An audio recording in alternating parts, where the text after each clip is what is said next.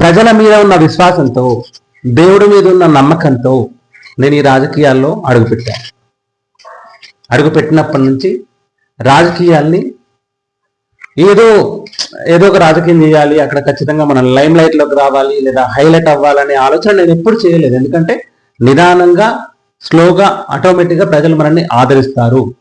మనం మంచి చేస్తే ప్రజలు ఖచ్చితంగా మనల్ని ఒక లీడర్గా ఎంచుకుంటారు. సో అలాంటి ఆశయాలు ఉన్న వ్యక్తి జగన్మోహన్ రెడ్డి గారు. సో అలాంటి వ్యక్తినే నేను నా లీడర్గా ఎంచుకున్నాను. అలాంటి వ్యక్తి అడుగుజాడల్లోనే నేను ప్రయాణం సాగిస్తున్నాను.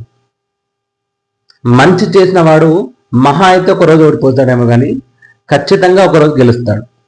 జగన్మోహన్ రెడ్డి గారు ఈ రోజు ఓడిపోవచ్చు, రేపు ఖచ్చితంగా గెలుస్తాడు. ఎందుకంటే అతను మంచి చేశాడు, మంచి మాత్రమే చేశాడు.